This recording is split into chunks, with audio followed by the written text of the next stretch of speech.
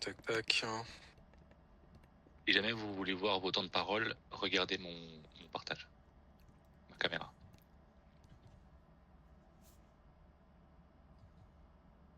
Ok, Pic est là, c'est parfait. Ok, bah je te laisse prendre la suite Pic. Et je vais m'occuper du reste. À tout de suite. Et bon courage à Work et à Rhett. Bonne chance à vous. À tout à l'heure. Donne-moi juste 15 secondes, j'arrive. Juste finir quelque chose.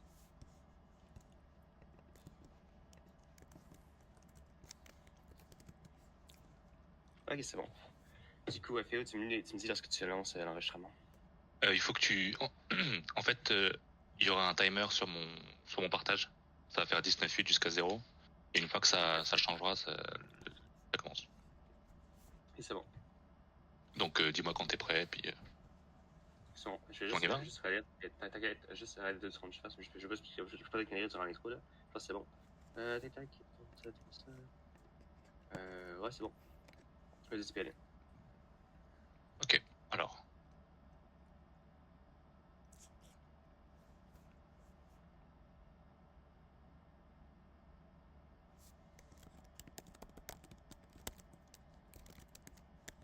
Bonsoir à tous. Nous nous réunissons aujourd'hui pour un match de pool qui portera sur un enjeu crucial qui pourrait redéfinir l'avenir de la France, la dette de l'État. D'un côté, Bruno défendra la thèse que l'État doit rembourser sa dette en plaidoyant pour l'honneur et la stabilité économique d'une nation face à ses engagements. De l'autre, Work opposera fermement, affirmant que ce remboursement est une illusion coûteuse, un poids inutile à l'abandon pour redéfinir les propriétés du pays. Ce débat revêt une dimension éthique ainsi qu'idéologique, tout en s'appuyant sur des aspects statistiques et économiques. Avant de commencer, je vais stipuler les modalités qui seront les suivantes. 5 minutes d'introduction de la part de Bruno, 5 minutes d'introduction de la part de Work, 10 minutes de discussion, 110 minutes de discussion libre, et 1h10, désolé, je reprends ça, et finalement 5 minutes de conclusion chacun. Sans plus attendre, je laisse la parole à nos intervenants pour qu'ils présentent leurs positions respectives. Bruno, je te laisse démarrer ton introduction. Oui, bonjour à tous, bonjour Work, je te connais pas mais bon, enchanté. Et déjà, disclaimer, je suis pas un troll, je suis juste espagnol. Donc oui, je vais parler de la dette française. Et puis voilà, depuis une certaine extériorité, même si j'habite dans ce pays qui m'a accueilli. Donc c'est parti, je vais défendre l'option comme quoi la dette française doit être remboursée. Il me semble aller de soi. C'est une position juste de logique et de sens commun.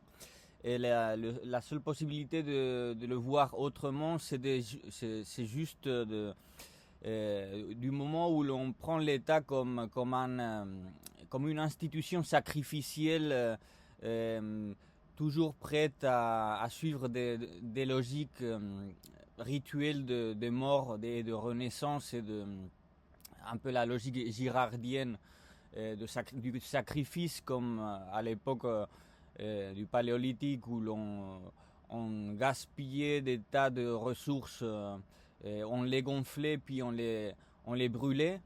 Et il me semble qu'actuellement l'état du monde n'est pas prône à ça. Pourquoi? Parce que du côté notamment écologique, on ne peut pas suivre ce type de logique.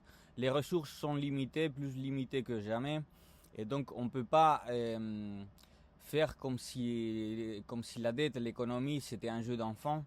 Et juste un jeu, une manière de démontrer qui en a la plus grosse, etc. Puis pour au final, neutraliser et couper toutes les dettes que les uns ont envers les autres. Il me semble que il faudra payer de toute façon la dette, parce que même si on l'annule, même si on la rembourse pas, ça aura des effets qui vont nous faire la payer d'une façon ou d'une autre, que ce soit de manière économique, que ce soit de manière écologique, humaine ou sociétale. Donc je pense que la meilleure option serait de se conscientiser du fait que au final il faudra payer sa dette d'une manière ou d'une autre. Et donc il faut penser déjà au fait de quoi faire après. Il faut escompter le fait qu'il faudra payer d'une façon ou d'une autre la dette. et ensuite penser à un nouveau modèle. Car autrement, ça va être compliqué pour des sociétés qui sont interdépendantes et qui ne peuvent pas laisser laisser un système économique trop complexe à la liberté de penser quoi faire lorsque la dette sera trop grande. Après, sûrement il y aura lieu d'apporter des données, des statistiques, mais c'est vrai que l'État a suivi des logiques d'endettement historiquement, et c'est pas une surprise. Il n'y a pas de quoi se surprendre. Mais penser que ça, cette fois-ci, va marcher alors que ça a foiré pendant 4000 ans d'histoire, c'est ce qu'il faudrait se faire voir. Pourquoi ? Parce que on sait que dès que l'État dépasse les 200% de dette, ou 250%, c'est-à-dire actuellement la France est à 115, 112% de son PIB en dette, et il lui reste la moitié à peu près pour sombrer dans la fatalité à laquelle on est tous avoués de par ce système de l'état du bien-être.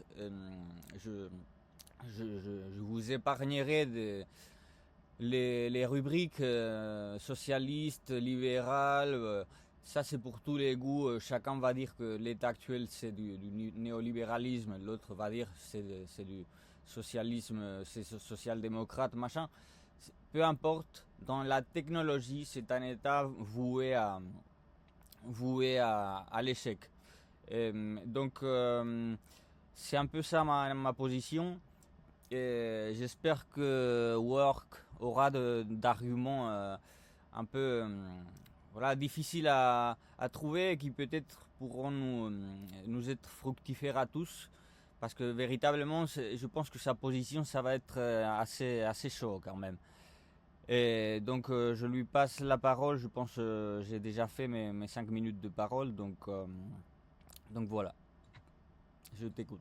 Super, merci. Ok, oui, effectivement, c'est pas forcément très facile de défendre la position. Est-ce que l'État doit rembourser sa dette ? Moi, pour le coup, je suis assez clair là-dessus. L'État n'a pas besoin de rembourser sa dette pour plusieurs points particuliers.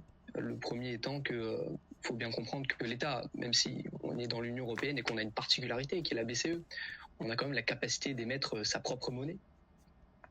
Et en fait, tout du long, je pense, de ce débat, il y aura vraiment une distinction importante qui devrait être faite entre la considération et la vision que nous avons de la relation à l'endettement entre un particulier, entre un privé et un État. Ce qui diffère, c'est quand même de nombreux points. Donc, comme j'ai dit, un État a la capacité de créer sa propre monnaie, contrairement à un particulier, ou alors c'est un faussaire dans ce cas-là. Il va avoir quelques problèmes avec la justice. Mais également le fait que en soi, pour un État, ce qui est important, ce n'est pas le montant de la dette, mais du moins surtout sa capacité à assurer le service des intérêts. J'aurai l'occasion peut-être d'en reparler plus tard. Je pense que tu connais très bien le principe de rouler sa dette, le principe du roulement de dette, qui consiste en fait que aujourd'hui la plupart des États très endettés ne remboursent, à vrai dire, jamais véritablement la dette initiale. Ils font simplement de nouvelles obligations pour rembourser le premier créancier et n'ont qu'à payer les intérêts successivement, ce qu'on appelle également la charge de la dette. On en reparlera. Donc, par ce principe de roulement qui est propre au fonctionnement des États, l'État peut perpétuellement continuer à faire rouler sa dette tant qu'il peut soutenir le remboursement des intérêts, parce que finalement, c'est ça qui compte. Ensuite, il y a aussi une autre perspective qui est de bien comprendre que faire la chasse à l'endettement dans l'économie qui est aujourd'hui la nôtre en Europe, c'est-à-dire avec peu de perspectives de développement par le biais de l'extraction des ressources naturelles, ce qui est le moteur de développement économique de la majeure partie des pays du globe qui n'ont pas recours à des endettements massifs, eh bien, ça peut poser des problèmes économiques assez importants dans nos économies, dans la mesure où aujourd'hui on est dans un contexte avec des taux d'intérêt qui sont assez bas, et puis s'endetter, ça permet donc de financer des investissements publics qui sont essentiels pour la croissance et notre économie future. Il y a aussi un autre point qui est très intéressant pour soutenir le point comme quoi on n'a pas besoin et on ne doit pas spécialement rembourser la dette. C'est le principe de l'inflation. Aujourd'hui, on a quand même une inflation courante qui est assez faible, mais qui semble s'instaurer sur une perspective assez long-termiste. Et puis évidemment, l'inflation, ça permet de diminuer la valeur réelle de la dette. Donc, si en parallèle, sur le marché privé et des particuliers, la croissance des prix, elle reste maîtrisée, cela permet d'alléger la charge de la dette sans aucune intervention directe de l'État. Il y a aussi un autre point qui est peut-être intéressant d'aborder, c'est que, comme je le disais, il y a une distinction importante entre privé et État. C'est que là où un privé, il a une durée de vie, c'est-à-dire que moi, je contracte un crédit à l'âge de 30 ans en tant que particulier, on sait que d'ici 40 ans, pour une banque, je serai beaucoup moins à même de rembourser ce crédit. L'État, il a beaucoup plus une dimension, on va dire éternelle, beaucoup plus indéfinie dans son existence, parce que tant qu'il a un territoire, tant qu'il a une population, il sera là, il sera potentiellement en capacité de rembourser sa dette. Puis enfin, il y a aussi la perspective de se dire, ok, demain on veut rembourser les 3200 milliards de dettes de l'État français. Comment est-ce qu'on fait ? De toutes les solutions qu'on a aujourd'hui, à l'heure actuelle, on n'a pas de solutions viables qui n'impliqueraient pas des politiques d'austérité absolument épouvantables pour tout le monde et qui finiraient surtout par couler le pays plutôt que de nous faire sortir la tête de l'eau. C'est à peu près tout. Merci beaucoup pour vos introductions respectives. Je vous laisse commencer la discussion débat. Oui, je ne sais pas comment ça fonctionne les tours de parole après, parce qu'on a dépassé les 5 minutes. C'est le modérateur qui décide ou c'est nous qui... Non, là, c'est vraiment discussion libre. Du coup, chacun d'entre vous va aller répondre librement. En fait, ce n'est pas moi je pourrais dire ça. C'est pas tu parles pendant 5 minutes, ensuite 5 minutes, ensuite 5 minutes. C'est vraiment les deux vous répondez un après l'autre. C'est comme libre. Je sais pas comment je peux dire plus simplement. D'accord. Tu vois ce que je veux dire, Bruno? Oui. C'est vraiment fait. Donc, tu peux attaquer ce que Work dit durant son introduction. Il va pouvoir te répondre directement. D'accord. D'accord. Je vois que Work a des ressources légitimes si vous voulez, mais le fait que ce soit possible, qu'on ait les mécanismes pour rouler sa dette n'est pas une excuse pour justifier ce système. C'est-à-dire, si l'on se base sur l'inflation, à long terme, ça va être un massacre. Ça va pas marcher. C'est-à-dire, et c'est très bien d'informer, de renseigner à ta population de 60 millions de personnes ou 66. Ne vous souciez pas du fait qu'on fonctionne à vie avec de la dette, puisque de toute façon, on a l'outil de l'inflation. Et il n'y a pas de souci, vous payerez plus, c'est tout. Non, ça marche pas comme ça. Ça finit pas comme ça. C'est-à-dire, tu peux essayer, mais à un moment donné, ça explose. C'est-à-dire, même si le mécanisme en soi économique, c'est comme une machine, ça peut fonctionner. Mais le problème, c'est que c'est asymétrique. C'est pas tout le monde qui peut fonctionner avec une inflation de ce genre. T'as les rentiers, par exemple, ils pourront pas accepter ça. Pour rembourser la dette. Comment ? Pour ne pas la rembourser, du moins. Je compte pas que sur l'inflation pour ne pas rembourser la dette. C'est pas le seul mécanisme. Oui, c'est pour ne pas avoir soit pour la rembourser de manière beaucoup plus aisée. Je me permets pour que ça soit clair entre nous deux. J'ai simplement parlé de l'inflation pour stipuler le fait que c'était un cas aujourd'hui, une dynamique économique qui semble s'inscrire sur le long terme. C'est-à-dire d'après les perspectives qu'on a aujourd'hui, on se rend compte que l'inflation, elle est là en Europe et elle est là pour durer, à taux faible, mais elle est là pour durer. Et que cela favorise la politique qui consiste à dire je ne rembourse pas ma dette. Tout simplement parce que forcément en faisant perdre de la valeur à la monnaie en elle-même, mais le titre de créance reste équivalent, l'ensemble de ta valeur à rembourser, si tu veux, elle diminue. Donc c'est simplement un facteur qui favorise le choix de cette politique. Oui. Qui favorise. Ce n'est pas l'essence même de la politique de se dire je ne vais pas rembourser la dette. Oui. Et ce qui a d'autres problèmes, c'est-à-dire l'euro déjà c'est une des monnaies de réserve des devises internationales, donc ça a des conséquences. Et si l'on se sortait de la logique infernale de la dette, on rentrerait dans d'autres logiques. Donc c'est toujours pareil, des logiques par exemple industrielles qui sont à l'ordre du jour. Et donc le problème, c'est qu'il y a toujours une des pattes de la table qui va être boiteuse, manquante. Et ce qui nous aura fait rentrer dans cette logique-là, cette dynamique-là, c'est la logique de la dette au final. C'est cette mentalité comme quoi, bon, de toute façon, la monnaie c'est quelque chose de gazeux, c'est pas grave. À terme, on dévaluera la monnaie. D'ailleurs, on parle de la dette de la France, on parle pas de la dette de l'Europe. Et la France, elle n'a pas moyen. Il faut avoir un superavit commercial pour avoir le droit de dévaluer d'une certaine façon sa monnaie à l'intérieur, au sein de l'Europe.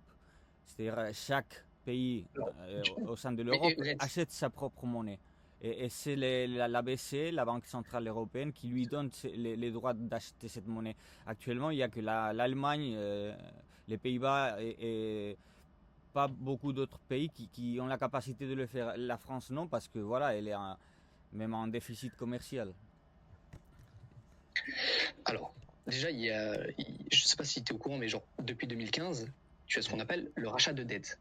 C'est-à-dire que la BCE peut venir voir l'ensemble des créanciers qui se sont adressés par exemple à la France et racheter les titres de la dette. C'est-à-dire que la BCE se porte garante du remboursement des titres de dette des États, en l'occurrence la France. Ça fait partie d'un des mécanismes par lesquels on peut user tout simplement pour bien repousser, on va dire, l'événement pathétique de rembourser l'intégralité de la dette. Dans la mesure où lorsque la BCE rembourse elle-même, c'est un peu comme si les États-Unis imprimaient davantage d'argent pour rembourser sa dette. C'est ce que les États-Unis font. Ce que je veux dire, c'est que par ce mécanisme de rachat de dette, en fait, c'est un peu comme si la France avait la possibilité d'imprimer de l'argent. Ça revient au même du point de vue économique. Oui, mais tu sais, en Europe, le souci, c'est encore une fois la symétrie. C'est-à-dire, l'Europe peut développer ces mécanismes, mais elle l'a fait en fait. Mais pour faire cela, il faut qu'elle égalise les dettes, alors que c'est pas le cas. Le nord de l'Europe est peu endetté, le sud de l'Europe est très endetté, notamment la France, l'Italie et l'Espagne. Là, on est tous frères, si vous voulez. Mais quel est le problème selon toi? Le problème, c'est que pour faire ça, ce serait au détriment des pays du Nord. Et donc, au même moment où elle réglait le problème avec le Sud, elle provoquerait un problème avec le Nord. Excuse-moi, 2 secondes, juste comme ça, on fait un par un, on essaye d'avancer un par un. Tu me dis donc que moi je te parle de la procédure qui est donc le rachat des obligations. Oui. Je t'entends pas, je sais pas si c'est moi ou... Ce type de rachat qui a eu lieu énormément pendant le Covid-19, c'est là où on a eu le plus de rachats. Ça n'a aucunement influencé l'économie des pays moins endettés. Et oui, à terme oui, parce que oui, c'est ça forcément, tu crées des euros, tu fais de la création monétaire, donc au final ça va influer sur tout un chacun. En quoi ça n'aurait pas influé? On peut être d'accord du fait que bon, avec la guerre en Ukraine, disons que on a des défauts de partout, et au nord de l'Europe et dans le sud. Et de ce point de vue-là, on est dans la boue dans les deux cas. D'accord, ça se compense par le bas. Mais le fait que nous soyons tous pauvres, c'est pas régler l'affaire, c'est la généraliser, quoi. C'est-à-dire à la question de la dette, c'est rajouter la question énergétique et d'autres. Et donc c'est aussi le Nord qui suit des dynamiques, voilà, totalement toxiques pour le Sud, qui lui est un peu plus aisé au niveau énergétique, parce qu'il est plus diversifié. Mais je ne vois pas exactement comment s'en sortir. C'est pas par des beaux mots, des belles paroles qu'on va résoudre quoi que ce soit, puisque même si tu te sors de cette logique de la dette, c'est cette même logique qui t'aura poussé à d'autres à d'autres labyrinthes, à d'autres impasses qui vont nous faire qui font que soit nous conscientisons du fait que les dettes on les paye, c'est-à-dire que c'est un principe même éthique, un principe moral et pas seulement économique. Soit on se conscientise de ça, soit on est dans le oui, mais on peut annuler la dette par la dévaluation, machin, et puis mais ça provoquera une chaîne de problèmes qui va qui va pas nous sortir du problème dans lequel on s'est mis, quoi. C'est ma perspective. Juste faire mon son, Work. Tu as un petit peu de retard, Work. Je te fais mon son, après c'est 5 minutes. N'hésite pas si tu veux pas par des questions, n'hésite pas aussi à comme, interrompre, parfois, comme, dans le respect, évidemment, pour essayer de rassembler un peu le temps. Je préfère écouter tout ce que Red dit pour pas manquer, tu vois, et qu'on se comprenne bien dans le débat. Donc là, je me note et après, je reviendrai dessus. Donc, du coup, Red, tu me demandais que tu voyais pas en quoi le rachat des titres de la dette française par la BCE n'avait pas impacté les économies des pays moins endettés. En fait, à vrai dire, lorsque l'on parle souvent d'émission de monnaie, notamment dans notre cas concret pour rembourser la dette, souvent on dit attention, ça va créer de l'inflation. C'est un peu, et je pense que c'est l'argument que tu souviens, de dire bah si, regarde, il y a eu de l'inflation, c'est le fruit de la politique de la BCE. Peut-être que c'est pas ce que tu disais, mais moi c'est ce que j'ai compris, et c'est sans doute là où beaucoup de gens veulent y venir. Est-ce que c'est ça? Oui, c'est-à-dire que ça produit de l'inflation, le fait de. Voilà. Oui. Bon, alors laisse-moi te répondre là-dessus, et après si tu veux on avancera. Il est vraiment important de comprendre où, tu vois, là où je te dis, il y a une segmentarisation importante entre la considération de ce que doit être un État et d'un privé. À l'échelle de la finance internationale, c'est la même chose. C'est-à-dire que il faut bien comprendre que lorsque il est question d'obligations, lorsque la BCE rachète des obligations à l'État français, ça se calcule en milliards de milliards. Et il faut bien comprendre que en économie, il y a deux circuits d'économie. Tu vas voir le circuit de l'économie courante, c'est-à-dire pour les particuliers qui se chiffrent en milliards, c'est-à-dire tu vas acheter un hôpital, tu vas acheter une entreprise, ça va te coûter 10 milliards, grand maximum, tu vois. Tu vas avoir des grands chantiers comme ça qui vont se ficherer en milliards. Cette économie-là, si tu veux, c'est l'économie de la sphère réelle. C'est-à-dire que c'est véritablement ce qui influe le prix des marchés et ce qui considère de l'inflation. C'est-à-dire que tu as... ce que je veux dire, c'est qu'en fait, quand tu vas acheter, par exemple, quand tu vas lancer un projet immobilier, admettons, je suis la France, je veux faire un ensemble d'HLM. Lorsque je vais financer ces projets de construction d'HLM, je vais véritablement les payer en argent. Il faut bien considérer la différence entre ces investissements-là qui sont de l'ordre de l'économie réelle et les investissements dont nous sommes en train de parler qui se chiffrent en milliards de milliards qui, eux, ne se font pas sous forme de transfert d'argent, mais se font sous forme de titres. Et c'est bien là toute la différence. Pourquoi est-ce que les échanges de titres dans le système international n'influent pas la valeur du fiat, c'est-à-dire de la monnaie sur l'économie? Tout simplement parce qu'il est extrêmement compliqué de convertir et de balancer la valeur parfaitement hypothétique de tes titres en une valeur fiat. C'est-à-dire qu'en fait, si tu veux, pour acheter des titres, tu ne peux quasiment que les acheter avec des titres, tout simplement parce que tu n'auras jamais assez de liquidité pour le faire. Et vice-versa. Si tu veux te débarrasser d'un grand nombre de titres, tu ne pourras que très difficilement le faire face à des liquidités. Et en fait, c'est en cela que lorsque l'on parle de rachat de dettes, ou lorsqu'on parle de transactions absolument importantes, c'est-à-dire des actions par exemple, aujourd'hui on considère et on calcule la richesse des personnalités publiques en fonction de leur richesse par capital, en fonction de ce qu'ils détiennent de façon spéculative sur leurs entreprises. Je me suis perdu, j'ai reçu un message sur Discord en même temps. Bref, du coup, il faut vraiment différencier ces deux aspects, dans la mesure où tu ne peux pas, si tu veux, acheter une baguette avec des actions, ce n'est pas possible. Et tes actions, du moins tes titres, tu peux très difficilement les faire passer en fiat, en argent réel. Et en fait, c'est en ça que, si tu veux, il y a une séparation stricte entre les deux mondes. Et c'est en ça que lorsque la BCE se fait racheter des titres, ou revend des titres, en fait, ça n'impacte pas la valeur de la monnaie que nous utilisons. Si tu veux, en fait, c'est comme deux sources de monnaie. Voilà. Je sais pas si j'ai été clair, j'essaie de vulgariser un peu, c'est compliqué à expliquer. Bah oui, il y a une théorie. Il y a une théorie d'un chercheur français qui dit qu'il y a il y a toujours deux monnaies en cours dans une société. Il y a la monnaie officielle, il y a ou plutôt la monnaie de base, celle qui est légitime. L'autre monnaie qui serait la monnaie pseudo-monnaie, la monnaie pseudo-monnaie.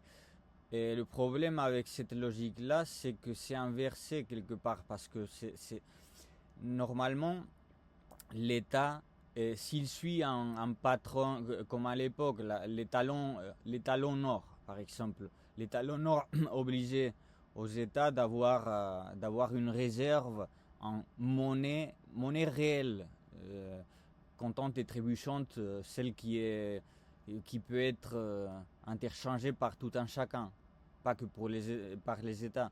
Donc le problème là, c'est que le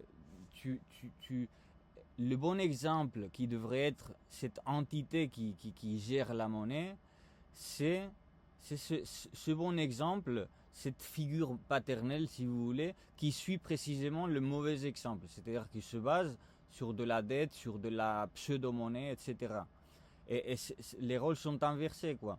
Et donc, finalement, le problème est là. C'est-à-dire que tout est contaminé par la mauvaise monnaie. Et que même au niveau citoyen, etc., au niveau des gens, des bonhommes qui s'achètent des baguettes quotidiennement, c'est aussi contaminé, c'est pareillement contaminé c'est-à-dire tout est de la mauvaise monnaie actuellement, et c'est ça le souci, qu'il ne reste plus de la bonne monnaie, quoi, au final. Et d'ailleurs, voilà, tout l'argent est digitalisé, numérisé, et c'est projeté de faire encore des pas dans ce sens-là. Et au final, ce que je pense, c'est, d'accord, et on a la dette dans la main gauche, dans la main droite, on a l'épargne des Français. Parce que tu parlais des actions, etc. Mais au final, tout ça, c'est des investissements et de l'épargne, au final, des Français. Et ce que l'on pense faire pour résoudre cette problématique de la dette, c'est de interchanger les mains et compenser l'une avec l'autre. C'est-à-dire, on va compenser la dette avec l'épargne, on va se servir directement, on va puiser dans l'épargne des Français pour résoudre la dette. On a quoi, 3 milliards, 6 milliards entre ces deux, de 6 000 milliards d'épargne des Français, et pareillement pour la dette, avec la dette publique et privée. Il y a un seul moyen, c'est de se servir de cette épargne pour résoudre la dette.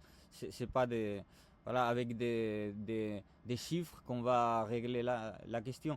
Parce que le fait que, oui, la dette telle comme elle est installée actuellement ne peut se rembourser que par des titres, par cette pseudo-monnaie dont on parlait, fiat et tout ce que nous voulons, une monnaie qui se base sur de la confiance, etc.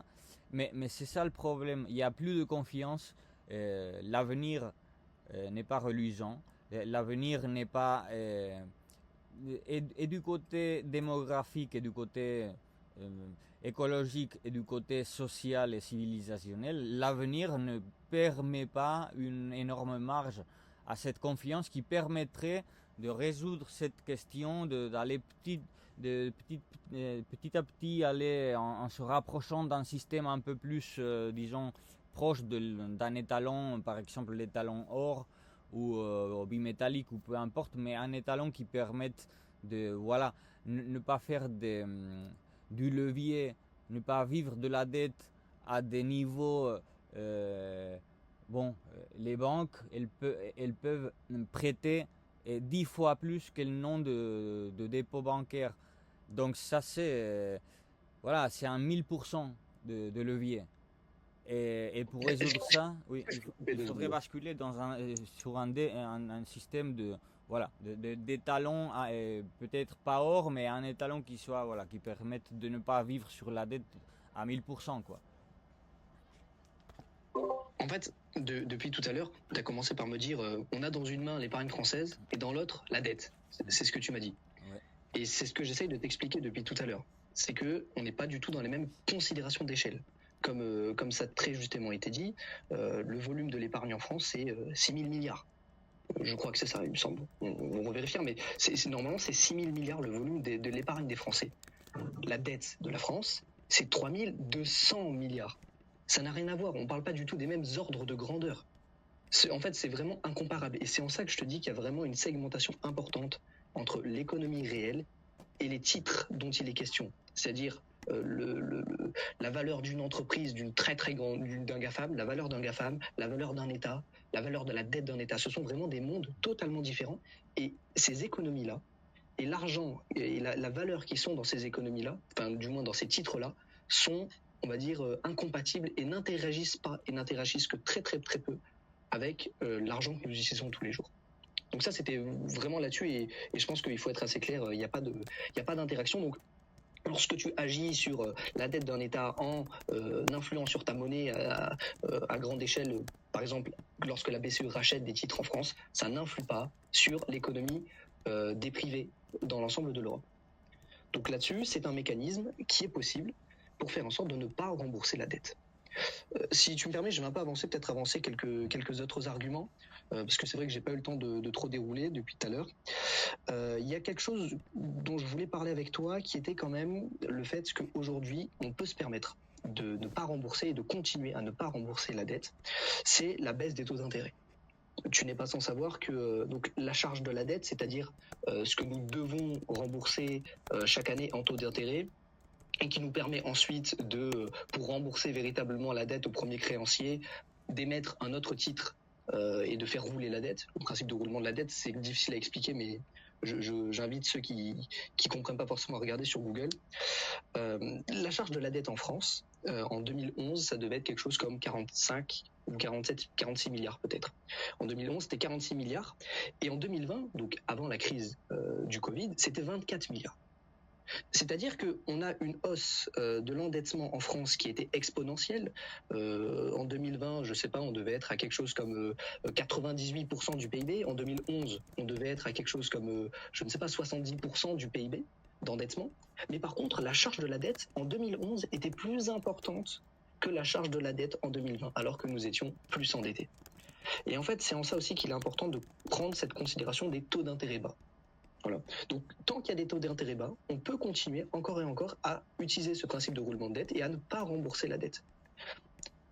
Tu vas peut-être aussi me dire que oui, mais regarde, aujourd'hui, on arrive dans une dynamique où la Banque centrale a augmenté ses taux directeurs. Les taux directeurs, pour ceux qui s'intéressent, c'est, on va dire, un peu la cible pour l'ensemble des agents économiques pour les taux d'emprunt. Voilà, grosso modo, c'est ça. Et ça impacte aussi également les taux d'emprunt des États sur les marchés financiers. Oui, la BCE a augmenté ses taux directeurs, donc on a des taux d'intérêt qui, effectivement, ont grimpé ces derniers temps. Mais il faut quand même se remettre en perspective. Aujourd'hui, les taux d'intérêt, certes, ils ont grimpé, mais ils sont de l'ordre de 4-5%. C'est très, très, très loin des taux d'intérêt qu'on avait en 2011 encore également. Et tout porte à croire que même si aujourd'hui la BCE a augmenté ses taux d'intérêt et tend à faire en sorte que les pays de l'Union européenne n'aient plus des taux d'intérêt quasiment négatifs, elle ne va pas aller au-delà, tout simplement parce qu'elle sait que ça dépend de beaucoup de pays et de puissances économiques européennes, que leur bonne santé financière et économique dépend de ces taux d'intérêt bas. Donc c'est en ça que, certes, il y a eu une légère augmentation, mais pas de panique là-dessus. La BCE en a conscience et on ne va pas franchir des taux d'intérêt plus élevés que ça. Bah, si tu veux, on a de la marge. C'est-à-dire, oui, on a de la marge. Et en Russie, les taux d'intérêt sont peut-être à 15% facile. En Turquie, je m'imagine même pas.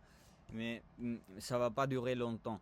Et tu disais tout à l'heure que, et c'est même moi qui avais apporté la donnée, comme quoi l'épargne des Français, des foyers des Français est à 6 milliards ou 6 000 milliards, alors que la dette publique elle est à 3 milliards. Le problème c'est que la dette privée aussi elle doit être dans ces eaux-là.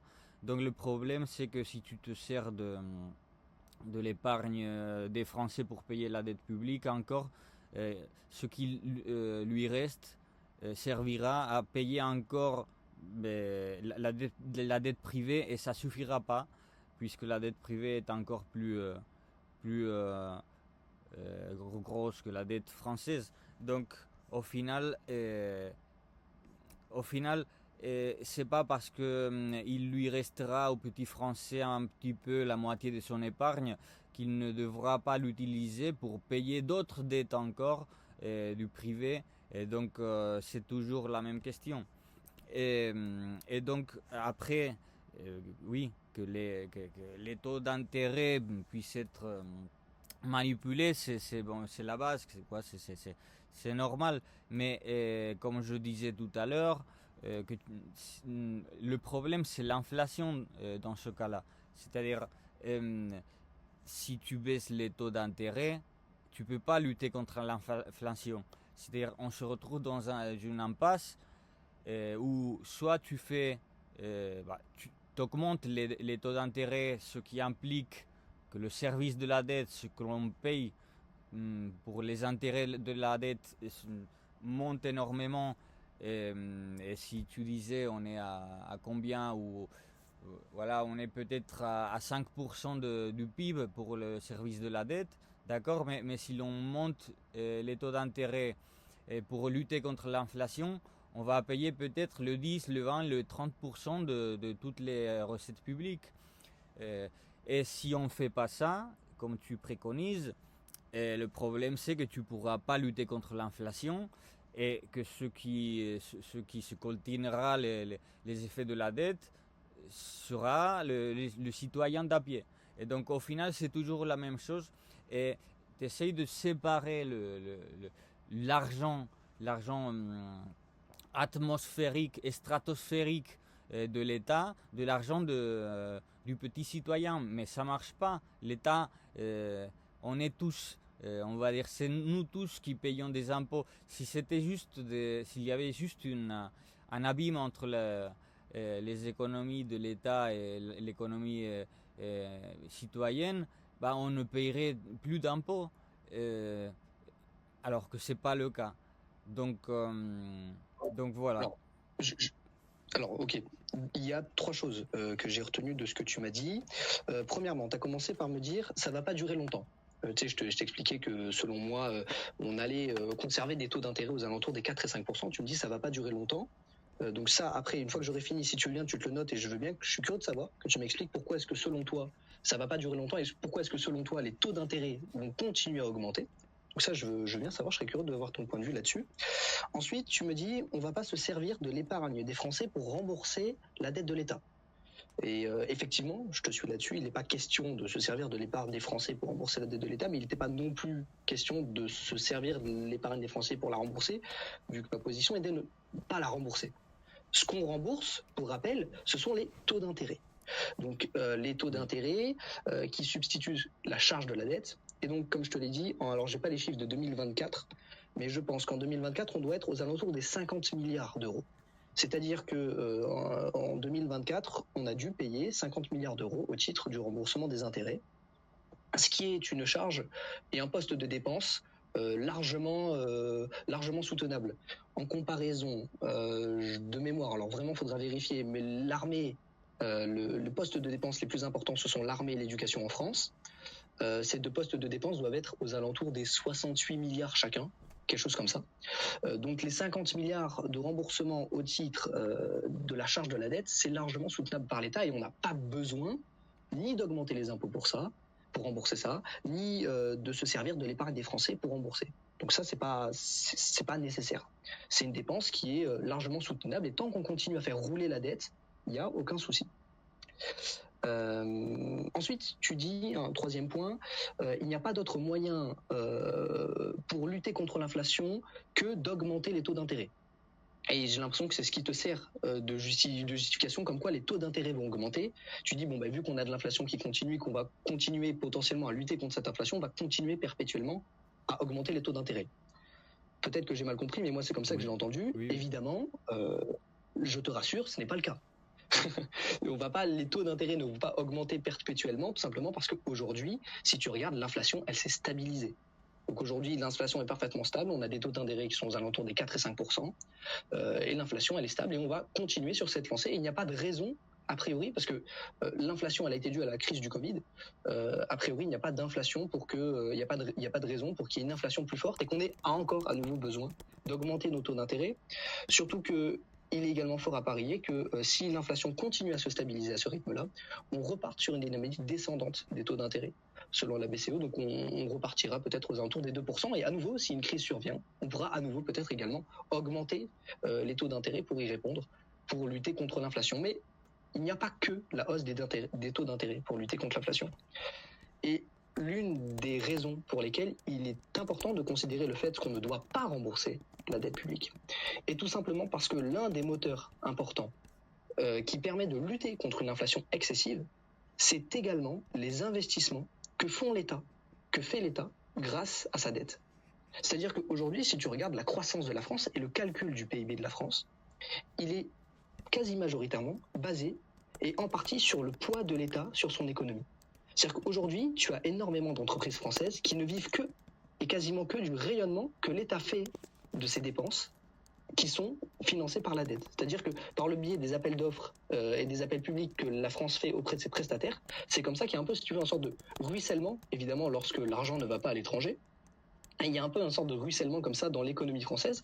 Et une bonne partie de notre PIB et de la croissance économique que nous avons aujourd'hui, elle est produite et elle est permise justement par l'endettement de nos pays et l'endettement de la France. C'est-à-dire que demain, si on arrête de continuer sur ce rythme d'endettement croissant, eh bien évidemment, on va avoir aussi une perte de croissance directement. Donc si tu veux, c'est un peu contre-productif de se dire on va arrêter, on va rembourser la dette, donc on va moins s'endetter parce que tout simplement, le fait de s'endetter permet aussi de lutter contre de l'inflation et de stabiliser cela et de ne pas donc avoir à augmenter les taux d'intérêt. Eh bien, le problème, c'est que le calcul de l'inflation, tu dis que l'inflation s'est stabilisée, peut-être certainement qu'elle n'augmente pas comme elle l'avait fait à partir de la guerre en Ukraine. Et après, le calcul de l'inflation, il est biaisé. Et on a fabriqué une manière de le calculer avec un panier moyen qui ne reflète pas la réalité. C'est-à-dire que l'inflation, elle doit être dans les 10% peut-être, mais on va mettre 2%. Pourquoi? Parce qu'on ne met pas tout ce qu'il faut mettre dans le panier. Et donc, déjà, il y a ça, il y a le calcul. Et puis, sur la croissance actuelle du PIB, qui est basée notamment sur le poids de l'État, c'est pas le poids de l'État comme s'il était très fort. Non, c'est parce qu'il est très lourd. C'est parce qu'il est très lourd et c'est pas une croissance qui rapporte, qui puisse aider à faire fonctionner la chose. Pourquoi? Parce que c'est pas efficace. Et donc, c'est basé, cette croissance-là, c'est comme Emmanuel Todd disait que oui, c'est vrai, la Russie n'a que le PIB de l'Espagne ou de l'Italie. Oui, d'accord, mais l'Espagne et l'Italie sont remplis de quoi? Je sais pas, des métiers qui servent à rien. Des métiers pas industriels, pas du secteur primaire, pas du secteur secondaire, mais du secteur tertiaire et encore du mauvais, quoi. De la bureaucratie fonctionnariale, etc. Des tas de postes créés, voilà. Et donc, discrétionnellement.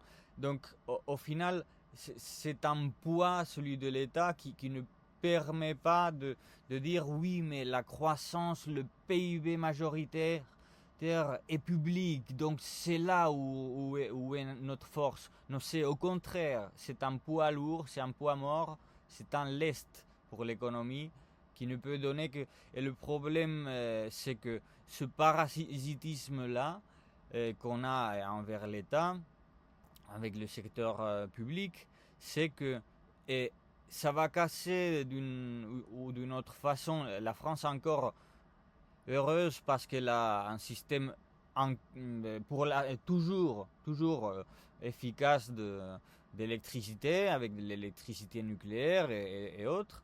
Et même si, bon, avec le bon Emmanuel Macron, bah, on avait commencé à fermer même des centrales.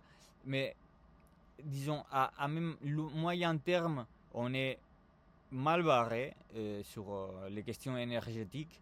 Et le problème, c'est que euh, ils vont pas nous suivre avec cette logique de oui des taux d'intérêt machin. Pourquoi? Parce que même si on sera capable de rembourser les intérêts de la dette elle sera toujours aussi haute et on va vers un monde qui va, c'est-à-dire il suffit pas que tu me rembourses les intérêts. Il faut être bien noté. Il faut que ta dette soit bien notée dans les agences de notation de dette. Pourquoi? Parce que, c'est-à-dire, le fait que tu sois capable de rembourser ta dette n'empêche pas le fait que tu es endetté. Et il y a des pays qui ne le sont pas. Donc, le marché va faire un arbitrage entre les pays qui, même s'ils sont capables à même de payer leurs dettes, bah, ils ont une dette, et les pays qui ne l'ont pas. Et par exemple, la Russie ne l'a pas, par exemple, et plein d'autres pays. C'est ce modèle, ce modèle un peu plus salutaire, je pense, de ne pas se baser sur cette dynamique totalement toxique et circulaire de la dette et sur la manipulation nominale des taux d'intérêt, machin. C'est cette autre logique qui va prévaloir. Pourquoi? Parce qu'au final, les questions, les problématiques que nous envisageons, c'est des problématiques historiques et géopolitiques et de ressources. Et donc le problème, c'est qu'il n'y a plus de ressources. Et c'est les États qui en ont, qui peuvent se passer de dette. C'est pas une affaire de rembourser les intérêts ou pas, c'est une affaire dans l'absolu, de dette. Est-ce qu'il y a, t'es un pays qui peut se passer de la dette ou pas? C'est la question, quoi. Petite question, tu me parles... Je pense que c'est absolument à la moitié du débat. Je sais pas si vous voulez une petite entracte de 5 minutes ou vous voulez continuer directement le débat. Moi, Ouais. Non, on peut continuer. Oui. C'est bon, allez, vas-y, tu as un petit peu de retard, Works, ce petit en passant. Oui, ça va venir, je vais le rattraper. Une petite question, donc tu me parles de l'INSEE, de l'inflation. Tu me dis oui, mais l'inflation, c'est un calcul qui est biaisé. Aujourd'hui, en France, c'est l'INSEE qui s'occupe de collecter les données relatives au calcul de l'inflation. Quels sont les critères et quelles sont les catégories qui, selon toi, devraient rentrer dans le calcul de l'inflation et qui ne sont pas présentes pour dire que le calcul de l'inflation est biaisé? Quels sont les secteurs qui ne sont pas présents et qui devraient l'être? Je pourrais te chercher ça, je connais pas, je suis pas à jour, mais lorsque j'ai entendu parler de ça par des gens qui s'y connaissent. Aujourd'hui, entre nous, pour moi aujourd'hui, le calcul de l'inflation il est bon, le calcul du PIB il est bon. Un temps il ne l'a pas été effectivement, un temps il y avait des sections qui sont manquantes, mais je t'invite un peu à regarder l'évolution des méthodes de calcul de ces différents indices. Ils sont revus chaque année, on ajoute, on retire des choses en fonction des éléments qu'on a notés pour faire en sorte que ces indices soient les plus fiables possibles. Ouais. Alors peut-être c'était un temps. Aujourd'hui en tout cas l'inflation, à mon sens, je le trouve plutôt bien calculé. Il y avait aussi un autre point que tu as abordé qui est l'aspect de la notation. Tu me dis il faut que la dette, l'État français soit correctement noté auprès des agences de notation. Donc du coup pour les gens qui écoutent le débat, s'il y en a, je sais pas combien on est, mais les agences de notation, pour rappel, ce sont donc des institutions bancaires un peu internationales. Il y en a 3.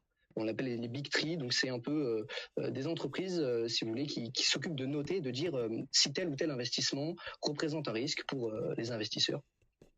Donc, vu que la France, elle emprunte, elle fait des emprunts, les agences de notation donnent des notes qui sont avec des systèmes de lettres, donc ça va de triple A, enfin ça dépend des agences, mais généralement c'est comme ça, triple A c'est la meilleure note, jusqu'à, je sais pas, C, D ou peut-être même E, etc. Sur le point des notations, la dette de la France, souvent on voit chaque année, enfin peut-être tous les 2 ans, on voit dans les médias pour dire que Moody's, Fitch, Standard Poor's, ils ont diminué le taux de notation de la France, c'est-à-dire que l'Allemagne, par exemple, elle a une note de triple A. C'est-à-dire que vraiment, l'Allemagne, elle est, aux yeux de ces agences de notation, elle est vraiment parfaitement sûre. C'est vraiment le placement le plus sûr. En France, on est AA.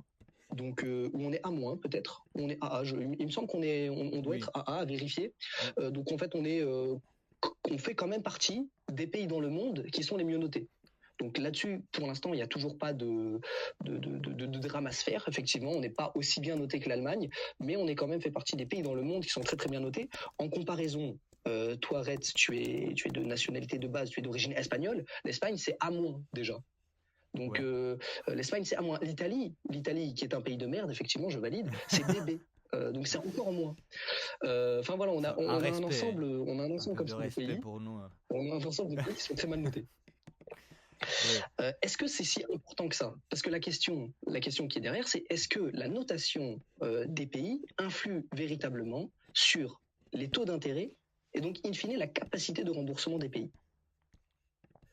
Eh bien, j'ai le malheur de te l'annoncer que non. Pourquoi?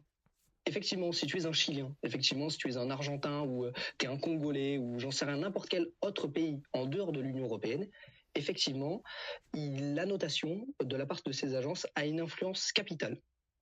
Mais pourquoi est-ce qu'en France et surtout en Europe, ça a peu d'influence? En fait, c'est très simple, tout simplement parce qu'on est en Europe. Et en fait, le principe d'une coalition, c'est que puisque l'on partage nos économies et que de surcroît, nous n'avons pas la gestion pleine de notre monnaie, cela rassure davantage les investisseurs. Et en fait, aujourd'hui, dans le calcul des taux d'intérêt qui sont accordés aux pays de l'Union européenne pour leurs dettes, il est important de considérer l'ensemble des notations de l'Union européenne. Donc même si la France, qui choisit demain de ne pas rembourser, ou du moins de continuer à faire ce qu'elle fait depuis 1974, parce que c'est depuis 1974 qu'on ne rembourse pas notre dette. On ne l'a pas remboursée depuis 1974. Si la France aujourd'hui peut se permettre de continuer à faire cela, c'est grâce à l'Union européenne et à la crédibilité que cette institution apporte. Et donc, effectivement, pour l'instant, il n'y a toujours pas d'alarme, il n'y a toujours pas de voyant quelconque où on se dit, bon, ben, c'est dommage et ça a beaucoup d'impact, la notation des agences. Donc, c'est pas non plus un argument valable pour dire qu'il faut absolument rembourser ou qu'il faut rembourser la dette. Aujourd'hui, c'est pas là-dessus qu'on se base. Oui, et donc le problème, c'est que la notation, c'est pas pour autant que la France, c'est vrai, oui, vous êtes supérieur à nous, sudistes, la France, les mauvais élèves de la classe, etc. Oui, d'accord. La Grèce aussi, la Grèce, elle avait eu une notation, je sais pas, de CCC, peut-être, je sais pas de combien, mais elle avait failli faire défaut sur sa dette et on a dû sauver la Grèce en 2013 ou 14 par là.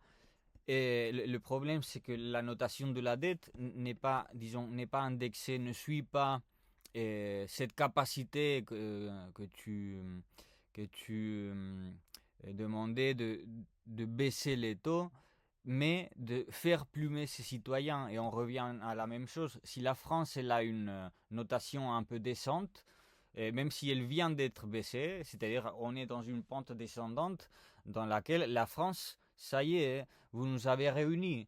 Les PICS, on appelait les pays, les mauvais élèves de l'Europe du Sud, les PICS, les cochons quoi, de l'Europe. Vous nous avez rejoints. Voilà, il faut rajouter un F à cet acronyme-là. Et donc, le prochain pas, c'est de rapprocher la France de l'Espagne et de l'Italie et de passer en notation B. Ça va pas tarder très longtemps. Et donc, le problème, c'est que si on permet encore à la France une certaine confiance par rapport à cette capacité de rembourser sa dette, etc., d'être noté décemment, c'est parce que les citoyens français ont bon dos. D'accord, oui, ils ont bon dos, ils l'ont démontré, mais aussi on sait parfaitement que la France, c'est la première nation qui réagit populairement qui éclate, quoi. La Révolution française, c'est quoi? C'est ça, c'est-à-dire la France, c'est un pays, voilà, une cocotte minute, quoi. C'est-à-dire, c'est pas parce que ça fonctionnait pendant voilà 50 ans que ça va continuer de fonctionner. C'est pas parce qu'on a bon dos qu'à un moment donné, on a bon dos Pourquoi ça va cesser de fonctionner? on a bon dos pour Pourquoi est-ce que supporter ça va cesser de fonctionner selon pour toi? supporter ses impôts, on a bon dos pour ça, mais on a bon dos aussi pour voilà, pour se révolter. Donc c'est ça le problème. Pourquoi Oui. ça va cesser de fonctionner? Tu me dis ça va cesser de fonctionner, mais pourquoi? Et non, de par des questions conjoncturelles, c'est-à-dire de par des questions de moyen long terme. C'est-à-dire, on est d'accord que sur le micro, sur le machin, sur le mécanisme purement fonctionnel, machin nominal, ça fonctionne tout ce mécanisme que tu viens que tu nous expliques. On le connaît. Mais le problème, c'est que c'est une question civilisationnelle, c'est une manière de, c'est même, je pense que ça dépasse l'économique, c'est la mentalité morale de ce qu'est que l'argent. L'argent, c'est pas voilà, c'est pas du comptable, c'est pas non, c'est du réel, c'est des marchandises. Avant l'or, sur quoi se basait la dette, c'était une marchandise comme tout autre. Que ce soit pour la joaillerie, voilà, pour des domaines industriels, c'était une marchandise. Or, la dette, si on considère la dette et ce système-là et la monnaie fiat comme marchandise, oui, elle peut être une marchandise, mais l'objet marchandise, là, c'est l'humain. C'est l'humain. C'est de jouer avec les projets des Non, humains, mais des citoyens. Ré, je sais pas comment ça se prononce. Concrètement, qu'est-ce qui, selon toi, va faire que demain, le système dont je te parle aujourd'hui, qui est de ne pas rembourser la dette, d'utiliser les mécanismes d'inflation, d'utiliser les mécanismes de roulement de la dette et de jouer avec le pouvoir et l'éthos de l'Union européenne, qu'est-ce qui fait concrètement que demain, ces trois mécanismes vont cesser d'exister et que l'on va devoir rembourser la dette? Concrètement, quel événement, qu'est-ce qui va se passer selon toi pour qu'on doive rembourser la dette? Parce que moi je te dis aujourd'hui, on n'a pas besoin et on ne doit pas la rembourser. Ça fonctionne très bien comme ça. Bah, ce qui me fait penser ça, c'est que les monnaies disparaissent. Mais c'est pas un avis, c'est une constante historique. C'est-à-dire, c'est de même qu'avec l'Empire romain, c'est-à-dire que ça fonctionne à un moment, ça ne veut pas dire que lorsque il arrive, par exemple, on s'est endetté la croissance, elle est tombée de 10 points, quoi, de 10% lors du Covid. Et là, on s'est mis à mettre la planche à billets à fond, là. Comment ça, la monnaie va disparaître? Si tu veux dire que là, selon toi, très bientôt, très prochainement, l'euro va disparaître, c'est ce que tu dis? Oui, oui, oui, oui, ça va se dévaluer. Cette, ce mécanisme dont tu parles, ça implique que ça va se dévaluer, mais au point de ça va plus rien valoir. C'est-à-dire, Mais pourquoi? Pourquoi est-ce que bah, selon toi, parce qu'aujourd'hui, la valeur de l'euro, elle est plus ou moins stable. Si on compare avec d'autres monnaies, on fait partie des monnaies les plus fortes et les plus stables du monde. Pourquoi? Quel est l'événement qui, selon toi, va advenir et qui va faire en sorte que tout ce dont on parle aujourd'hui va devoir être changé? eh bien, ça va Concrètement. être une carestie, ça va être une pénurie de diesel, sûrement. Je sais pas. C'est-à-dire, c'est des questions de ce genre-là. C'est des questions voilà, mondiales. C'est pas la dette, comme je te Ok, disais. mais Oui. alors j'avance parce que du coup j'ai un peu de retard, mais donc selon toi, ce qui va faire en sorte que l'on doive rembourser la dette, c'est la pénurie des ressources naturelles. On va l'étendre, pas qu'au diesel, on va dire pénurie de ressources naturelles. Oui. Mais est-ce que tu as conscience que cet argument-là, on va dire que l'ensemble des pays de la planète vont faire face à ce type de problématique et que on va dire que c'est un peu éloigné de la question de base, c'est-à-dire répondre oui mais l'apocalypse arrive, Oui, c'est un peu éloigné. non, non, non, mais pas toutes de la même façon. La Russie, elle a pas trop des gros, elle a pas à se faire des gros soucis. C'est pour ça que je te disais, les pays qui se basent, qui vivent sur de la dette, devront passer à une économie qui se base pas sur de la dette. Et ça va pas marcher. Pourquoi? Parce que ils savent pas faire. Et pourquoi? Parce qu'ils portent une Bah, inertie. Ils ont la moitié de la population qui vit de manière parasitaire. Et donc, ne serait-ce que par la mentalité, il faut se conscientiser du fait que la dette, ça se paye. Voilà, ça se paye et que le mieux, le plus souhaitable, c'est de ne pas être endetté. C'est de sens commun, mais voilà. Pourquoi même, ne serait-ce qu'à niveau de mentalité, hein. Même si au final, bah, voilà, on va s'en sortir sûrement, mais on va s'en sortir par une nouvelle mentalité qui considère la dette pas comme, voilà, comme une source de bonheur, quoi. Comme la source du bonheur. En fait, je comprends pas trop où est-ce que tu veux en venir. Je vois pas le lien évident entre le fait de devoir rembourser la dette. Je comprends pas où est-ce que tu veux en venir. Le fait de devoir rembourser la dette et le fait qu'il y aura bientôt plus assez de ressources naturelles pour supporter nos modes de vie.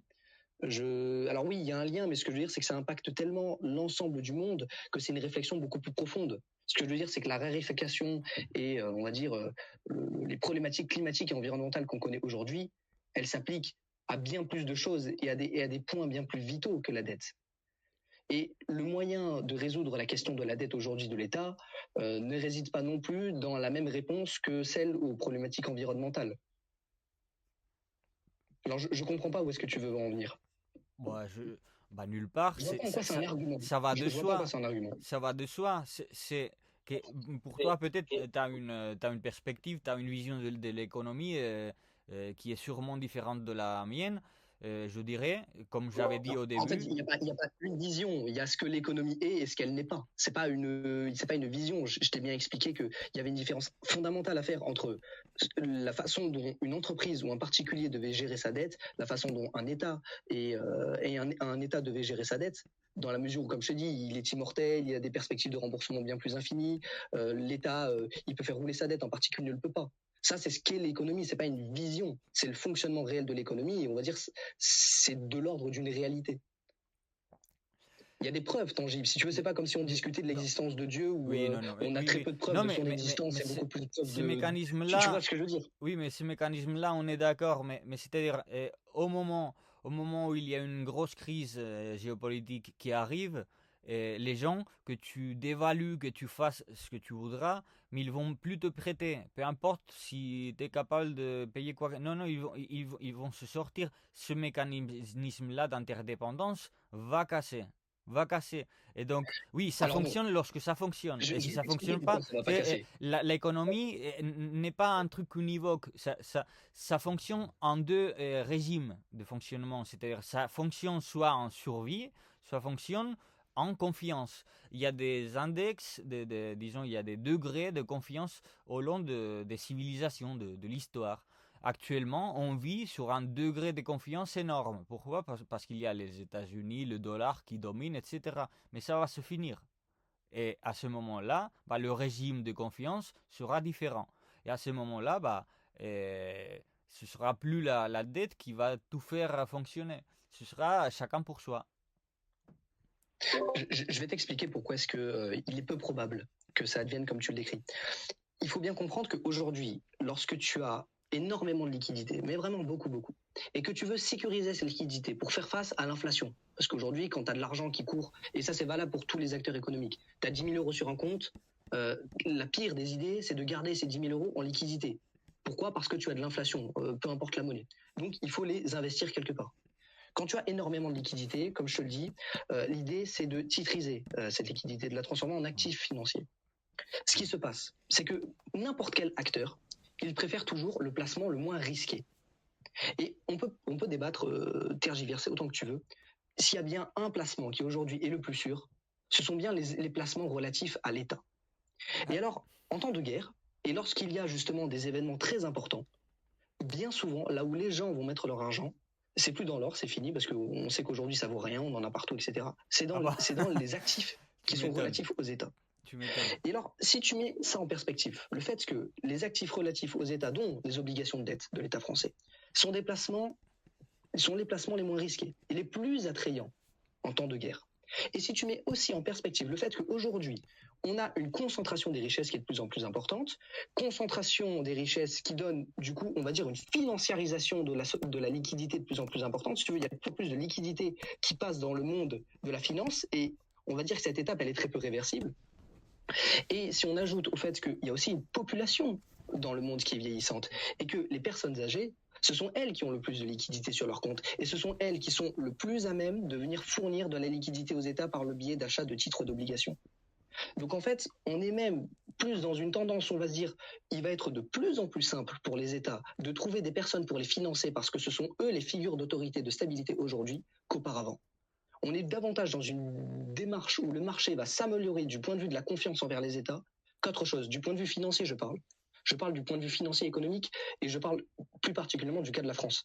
On va pas me sortir un pays d'Afrique, du tiers-monde où tu as des putschs tous les 2 ans. Comme il a toujours été dit, la France fait partie du vieux continent. On est une nation qui a toujours été perçue positivement, même s'il y a des hauts et des bas. Donc la dynamique aujourd'hui de la confiance, elle est de hausse. Elle est en hausse. Il n'y a jamais eu de désordre social en France, ça a toujours été stable, machin, il n'y a pas eu de 48, machin. Non, mais bien sûr. 72, mais c'est comme ce que je dis, c'est incommensurable par rapport au désordre politique et géopolitique que tu peux avoir dans la majorité des pays du monde. C'est incommensurable. Donc, en termes de placement financier, malheureusement, c'est comme ça. Mais les investisseurs préfèrent les titres les plus sûrs. Et les titres les plus sûrs aujourd'hui sont ceux relatifs aux États. Va voir au Congo, au XVIIIe siècle si c'était plus stable ou moins que la France. C'est-à-dire, c'est pas parce que le paradigme actuel c'est comme ça, c'est que ça va être toujours comme ça. Mais de toute façon, le fait qu'en temps de guerre, l'État soit nous aussi dans l'eau potable. Si tu veux, il y a un niveau de développement qui n'est pas le même. Si demain, il y a quelqu'un qui doit annexer à notre territoire, le rapport de force, c'est la France qui le possède. Oui, contre qui? Contre les Congolais, voilà. Si demain, on doit récupérer l'ancienne colonie belge et qu'on doit aller c'est trop loin. C'est nous qui gagnons aussi. La France, dans une génération, la France aura 50 millions de personnes. Le Congo, lui, il aura 400 millions, si tu veux. Mais peu importe. Tu penses qu'il faut combien de coupe contre une AK-47 ou contre un FAMAS? Oui, t'as raison, mais ça me va bien parce que tu parlais tout à l'heure en temps de guerre, c'est l'État ce qui est le plus fiable, machin, et puis l'or n'a plus de valeur. Digression faite, l'or, il est en maximum historique. Aujourd'hui, t'es mal barré parce que c'est aujourd'hui qu'on a, hier pour le coup, qu'on a battu le record historique du prix de l'or. C'est quand même symptomatique, c'est à se le faire voir, quoi. Et l'or, il se réévalue, et peu importe que ce soit l'or, peut-être c'est trop à l'ancienne l'or, mais le Bitcoin, d'autres moyens de confiance, d'économie de la confiance. C'est précisément l'État qui se trouve dans, totalement délégitimé, mais par rapport au marché. Tout le monde sait qu'il ne faut pas investir dans des bons du trésor actuellement, il ne faut pas faire ça. On peut jouer, il y a une marge, mais on ne fait pas ça, quoi. Déjà, la bourse est en train de va se casser la gueule à un moment donné, même si on continue à lancer la planche à billets, comme tu es pour, mais ça des limites assez claires, quoi. Et en temps de guerre, oui, peut-être, à la limite, et lorsque les gens sont obligés, de par conscription obligatoire, d'aller se battre contre son voisin qui ne lui a rien fait, oui, à ce moment-là, c'est l'État qui te paye ou qui te soutient. Mais contre quoi? Contre la peine de mort. C'est-à-dire, si tu fuis l'armée, t'es mort. Et donc, si c'est ce type de confiance que t'attribues à l'État, c'est pas le genre de confiance que j'ai en tête, quoi. C'est ça le problème. Tu parles de l'or. Moi, je trouve assez intéressant parce que ce qui est assez curieux, c'est qu'effectivement, on a eu une hausse très très très importante de la valeur de l'or. Mais c'est une hausse sur les marchés financiers. Et c'est une hausse qui est de nature spéculative. La différence entre un placement pour un État et un placement dans l'or, donc dans une ressource naturelle, c'est qu'il y a quand même à un moment où la notion de rareté et de production vient rattraper la dynamique spéculative de la valeur. C'est-à-dire que certes, aujourd'hui, on est dans une croissance très importante de la valeur de l'or sur les marchés financiers, seulement que lorsqu'il va véritablement être question d'obtenir, parce que en fait, il faut aussi comprendre que de façon générale, les gens qui achètent de l'or, ce sont soit des fonds d'investissement, mais qui le font avec les portefeuilles de leurs clients qui sont issus de la classe moyenne, soit c'est la classe moyenne directement qui le fait. Ce ne sont pas les mêmes profils d'investisseurs qui prêtent à un État comparé aux profils d'investisseurs qui achètent de l'or. Ce que je veux dire, c'est que lorsque les investisseurs qui investissent dans l'or, par exemple, ce sont des personnes qui, en temps de crise, vont vouloir récupérer leurs billets. Donc, qui vont avoir besoin d'échanger beaucoup plus rapidement que les personnes qui investissent dans les États leurs titres d'or en liquidité. Voilà. Le problème étant que, vu qu'aujourd'hui, on a eu un décrochage important entre la valeur de l'or et la véritable rareté qui est devenue l'or liée à sa production, lorsqu'il va y avoir un mouvement de panique, si tu veux, de personnes qui vont vouloir retirer leurs billes, on va dire que cette différence de valeur véritable entre ce qui est devenu et ce qui a entraîné la spéculation et ce que vaut vraiment, ça va vraiment être catastrophique sur le plan, on va dire, de la chute en termes de valeur. Je sais pas si tu vois où je veux en venir. Ce que je veux dire, c'est que mais en réalité, je pense, tu connais pas bien le système de l'or, tu me donnes la raison sans le savoir. C'est-à-dire, le fait qu'il y ait des ETF, voilà, il y ait des papiers, des titres sur l'or qui n'existent pas et qui ne vont pas pouvoir être portés au moment voulu, et c'est pas ça qui va dévaluer l'or. D'ailleurs, même si l'or se dévaluait, il se dévaluerait moins que la monnaie fiat. Mais d'ailleurs, le problème est que c'est par ce système-là qu'on freine le prix de l'or. C'est pas cet argument comme quoi l'or il vaudra plus rien, mais non. L'or il vaut toujours quelque chose. Pourquoi? Parce que les principaux détenteurs d'or du monde, c'est les banques centrales. C'est pas, c'est-à-dire, lorsque leur monnaie fiat aura fait défaut, c'est l'or qui va rester. Ce qui reste, c'est l'or. C'est précisément l'or qui reste. Et tous les titres qui ont fait baisser, qui ont forcé le prix de l'or à baisser artificiellement, tout ça, ça va pas être... voilà, il y aura pas mal de gens qui pensent avoir de l'or, qui vont se rendre compte qu'ils n'en avaient rien. Mais ceux qui auront de l'or, bah, ils vont se sauver. Précisément. Pourquoi? Parce que le prix de l'or, il va rester stable. Et même s'il descend, ça va jamais descendre autant que la chute totale que va se prendre la monnaie fiat. C'est ça, tout le monde sait ça, quoi. C'est la base du marché de l'or, quoi. Tout le monde est au courant, quoi. Oui et non. Parce qu'en fait, ce raisonnement-là, il repose sur une dynamique où, à l'époque, les quantités, les volumes d'extraction de l'or étaient beaucoup plus faibles. C'est-à-dire que la rareté de l'or, elle suivait tout de même un tant soit peu, la rareté de l'or suivait tout de même un tant soit peu sa valeur, on va dire, du point de vue de ses titres. Les titres suivaient un tant soit peu la rareté. Seulement qu'aujourd'hui, ce n'est plus le cas. Et c'est là la différence majeure, c'est que on a quand même un changement radical qui s'est opéré de ce point de vue-là. Et c'est pourquoi aujourd'hui, l'or, ce n'est plus autant une valeur aussi sûre qu'auparavant. Et d'ailleurs, dans l'usage aujourd'hui, ce n'est plus du tout le même. Non. Mais si on revient à la dette, parce que du coup on a beaucoup dérivé, je dois avouer que je me suis perdu. Oui, des dérivés financiers, il me semble. Et donc Oui, ça revient au même. Parce que là on est sur le débat or versus dette, Oui. mais c'était pas trop la question à la base. Bah, tout est lié, mais oui, bah, si tu veux, on peut faire le lien. Vite fait, je te dirais juste pour clôturer cette question de l'or, la question de la production de l'or, elle est de l'ordre de 2000 tonnes par an. Et il y a 200 000 tonnes déjà produites. C'est comme, si tu veux, c'est comme le Bitcoin.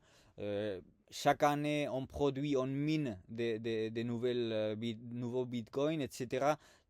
Qu'il y ait une petite inflation sur l'or, c'est pas du tout grave, c'est escompté, il n'y a pas de souci. C'est précisément sur ce système-là que tu bases ton système fiat, c'est-à-dire le fait que l'on génère un peu plus de liquidité chaque année.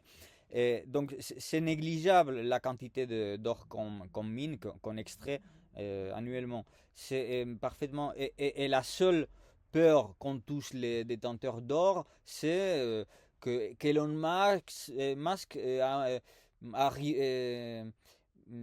réussirait à aller sur une comète, un météorite avec voilà, 50% de concentration en or. Mais ça, c'est de la science-fiction, ça n'existe pas. Mais voilà. Et à vrai dire, ça n'aurait pas vraiment d'effet, mais bon, peu importe. C'était pas là la question. Je trouve quand même curieux la comparaison entre le BTC et l'or, mais c'est pas le débat. Moi, ce que je voulais avancer sur un point, c'est que il y a quand même un truc. Si demain tu te dis bon bah je rembourse, je rembourse l'intégralité de ma dette, il faut quand même se rappeler que dans les années 2000, sous Jospin, on avait un surplus, un excédent de budget de 50 milliards de francs. Tout simplement parce qu'en fait on n'était pas assez endetté, si tu veux. Donc on a fini excédentaire sur un budget. Et qu'est-ce qui s'est passé? Le gouvernement immédiatement ils se sont dit bon bah vous avez prélevé trop d'impôts, vous devez rendre l'argent français. Ça aussi c'est un argument sur lequel je voulais qu'on vienne, qui est dans la mesure où l'État ne peut pas se permettre d'être excédentaire. Ne plus être endetté, c'est rendre la tâche encore plus compliquée pour avoir un budget à l'équilibre. Je ne sais pas si tu as déjà eu l'occasion de travailler avec des collectivités territoriales, notamment par exemple des mairies, etc., qui se doivent d'avoir un budget à l'équilibre. C'est pas facile.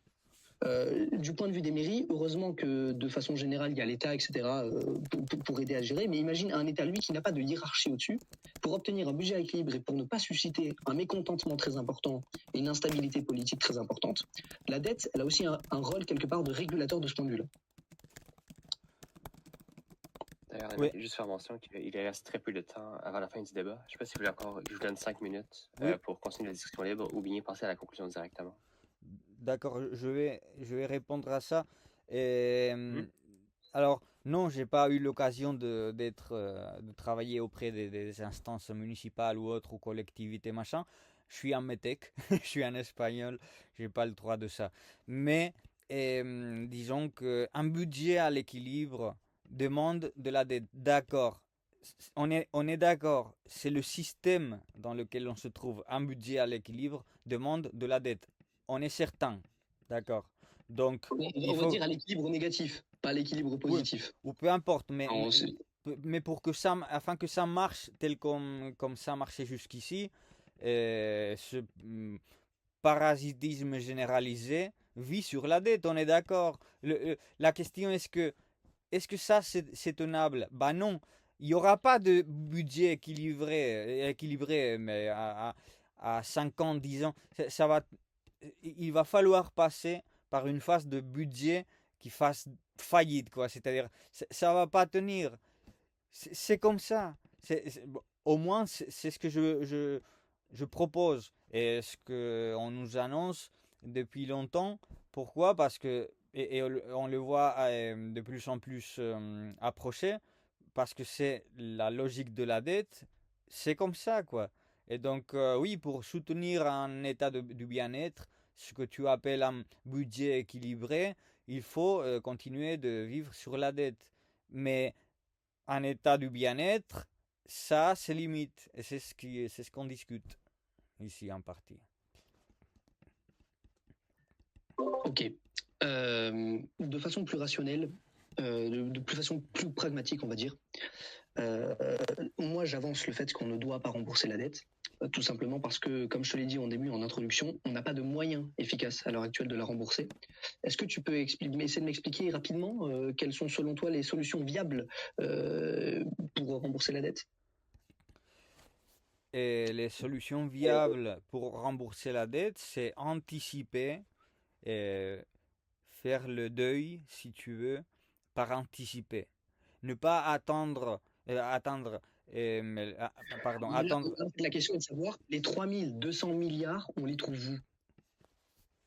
Bah oui, c'est-à-dire, il faut découper les dépenses de l'État, tout simplement. Il faut rendre l'État compétitif. Voilà, tant qu'on pourra, qu'on aura le temps. Et puis, en partie, on peut faire c'est-à-dire les mécanismes dont tu parles, ça se fait. On peut baisser les taux et tout ça, oui, ça se fait. Mais en même temps, mais pas pour perpétuer la dette. Pas pour perpétuer la dette. Est-ce que tu as conscience que pour rendre l'État compétitif, il va falloir investir? Et que pour investir, tu le trouves où l'argent alors que tu es censé réduire les dépenses? Bah, Est-ce que tu es conscient que pour rembourser la dette, il faut bien que l'État puisse percevoir une certaine source de revenus qui dépend du niveau de sa population. Or, si demain l'État arrête d'investir et de favoriser le bien-être et la croissance économique de sa population, tu comprends qu'il n'y aura plus assez de recettes non plus. Quelle est selon toi une solution viable pour faire en sorte de pouvoir rembourser la dette? Déjà, le propos du débat, c'est est-ce que l'État français doit-il rembourser sa dette? C'est doit-il, ne pas peut-il, c'est doit-il. Et donc, j'ai dit tout le long du débat, c'est que on va se casser la gueule. À un moment donné, ça veut dire que peut-être qu'on on pourra même pas Oui, toi, tu dis rembourser la dette.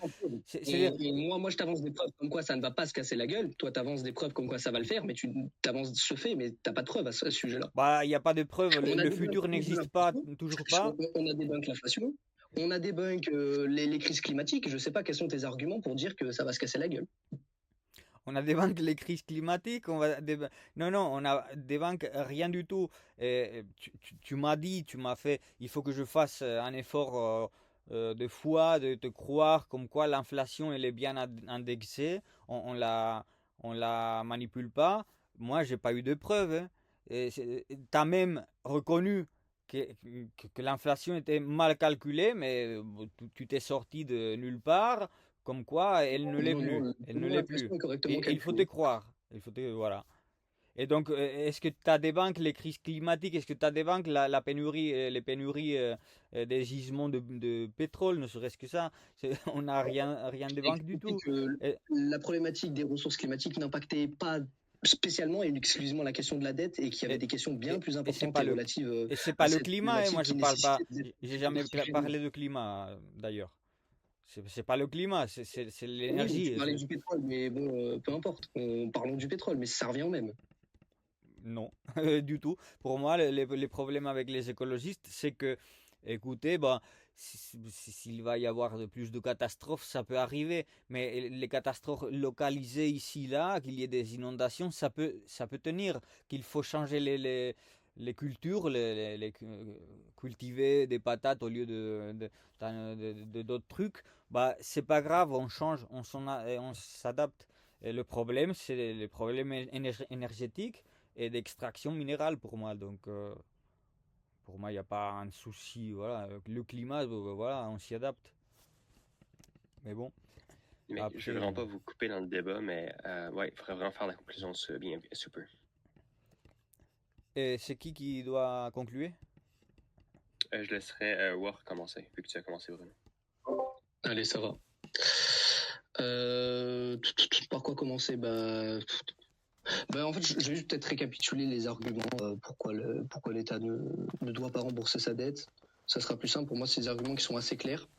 Et malheureusement, bon, tu m'as pas trop convaincu sur pourquoi ces arguments n'étaient pas valables, donc je vais juste les récapituler, puis je pense que ça suffira. Donc comme je l'ai dit en introduction, l'État il a une capacité d'émettre sa propre monnaie. On l'a vu que c'est pas exactement le cas dans l'Union européenne. On peut pas émettre sa propre monnaie en tant que France, mais on a des mécanismes et des leviers pour se substituer et avoir les mêmes effets. On voit aussi qu'en soi, ce qui est important, c'est pas le montant de la dette, mais davantage la capacité de l'État à assurer le paiement des intérêts. Qu'avec la méthode du roulement de la dette qu'on utilise du coup depuis 1974, ça fonctionne très bien aujourd'hui. On paye simplement les intérêts, et on titrise les autres obligations de remboursement. J'ai aussi expliqué qu'aujourd'hui l'économie et le développement économique de la France et de beaucoup de pays développés étaient très largement liés à la dette et à l'endettement des États.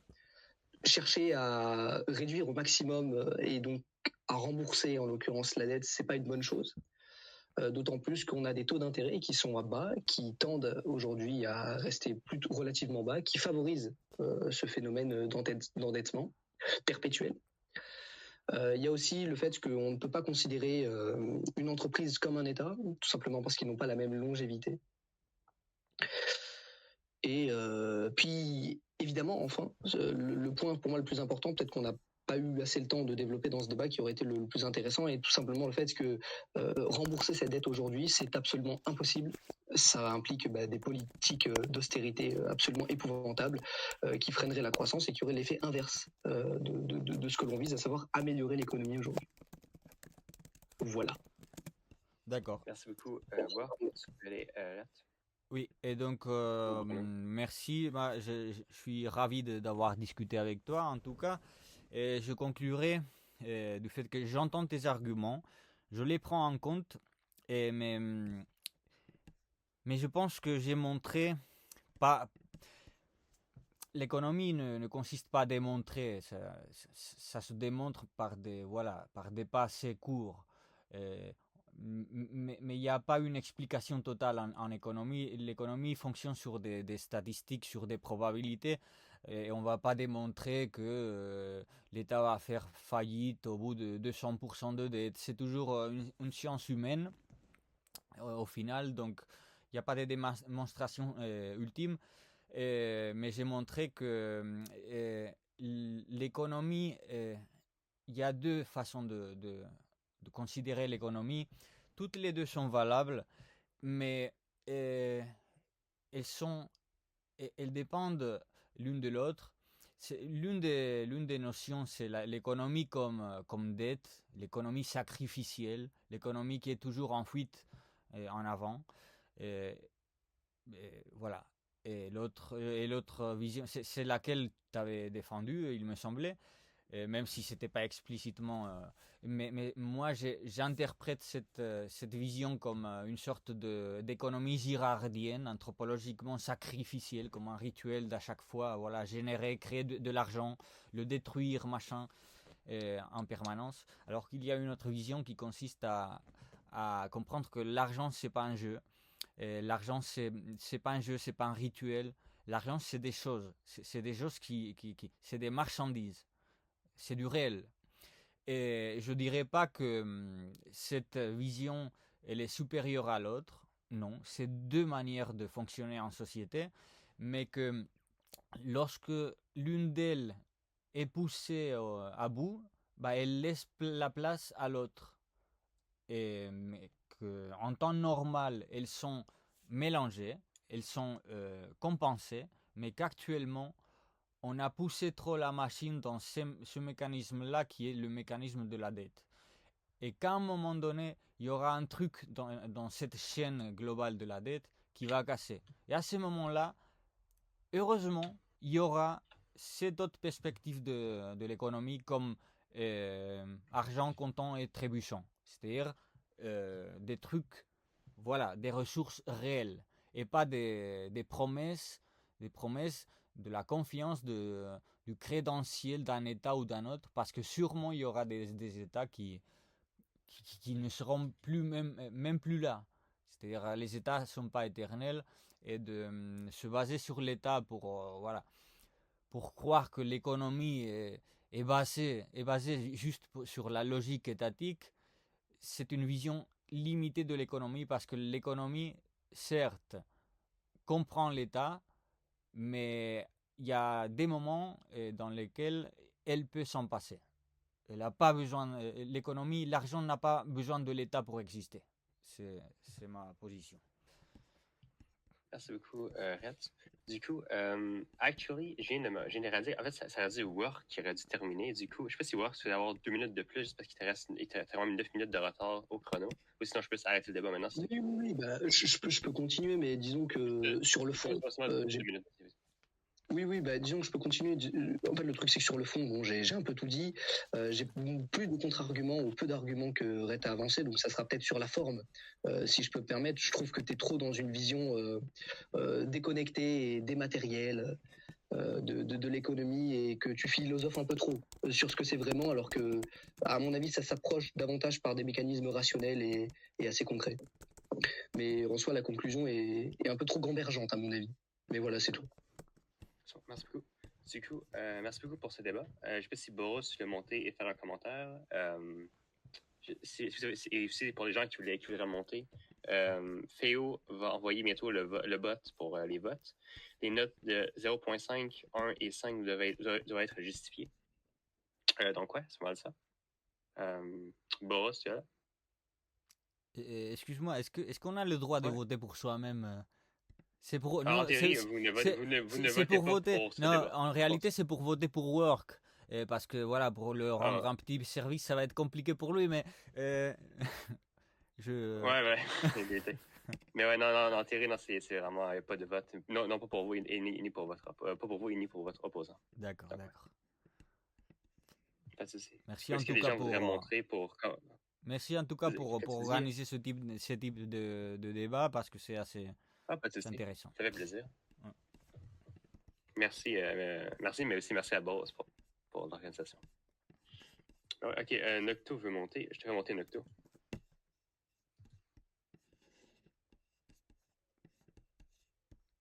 Et Nocto, ça va? Salut, je sais pas si j'ai demandé à monter, mais... Ah ben, j'ai vu ta main levée. Peut-être que...